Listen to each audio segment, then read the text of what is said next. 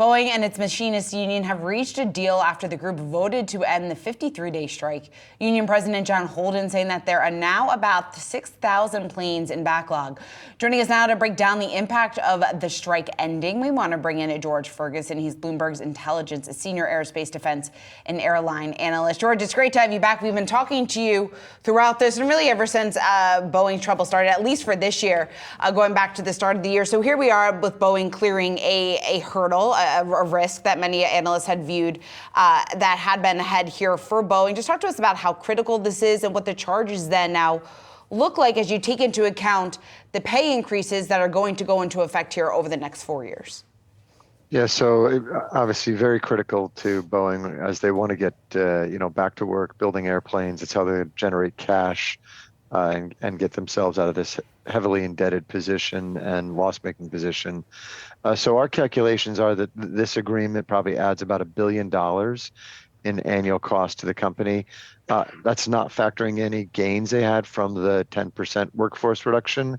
But so we saw about, again, $1 billion additional in wage costs. If the airplane maker looked like it looked in 2018, which was the last time we kind of saw, if you want to call it, normal results before the groundings and the crashes and the groundings, that would have taken about 160 basis points off of margins.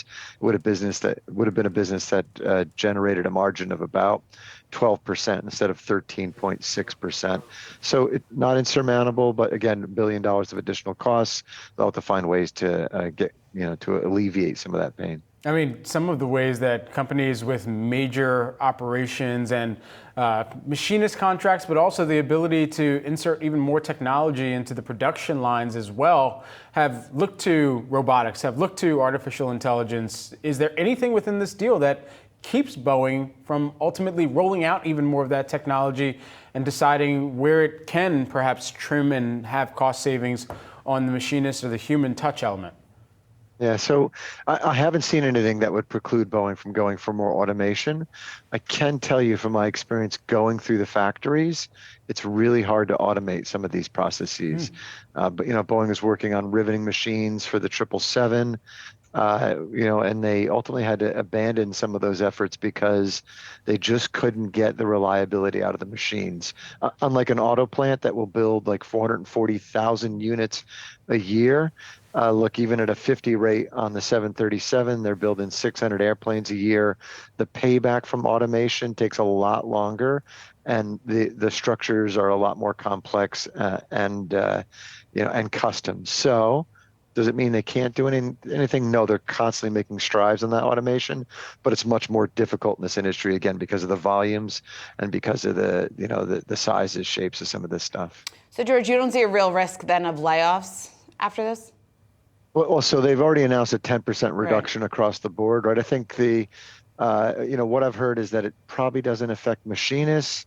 It feels like, Boeing over the last number of years maybe have gotten a bit bloated, so maybe they take some levels of management out. Maybe they take some workers out from some of the lines they're shutting, like 767. I think they can find efficiencies. Every big company can. Again, I just don't know that I would look to automation to be the big driver. I think Kelly Ortberg's actively looking at the portfolio and trying to figure out what he wants to do in the future and what he doesn't. We've heard talks about selling space. He is closing the 767 line, which was running at smaller volumes. So I know they're looking at ways to optimize, and I think for sure they'll find ways to reduce some of the increased costs. George, with the 45 seconds we have left, strike ended now after 53 days and new contract in place. What happens for the airlines that are now waiting for their orders to start to get delivered? Yeah, there's a lot of chatter about sort of whether there's an airplane shortage, but what we're seeing in the airline world is that we're seeing margins fall. We're seeing them fall in the U.S., even China. We're seeing them fall. So it doesn't feel like there's a shortage yet. I think some of those airlines will wait a little longer. The effects of this strike will, be more than the 2 months they were out. So maybe it takes them 4 months to recover. So maybe you're pushing things back 5 or 6 months for some of these airlines. George Ferguson of Bloomberg Intelligence. George, always a pleasure to grab some time with you. Thanks so much. Thank you.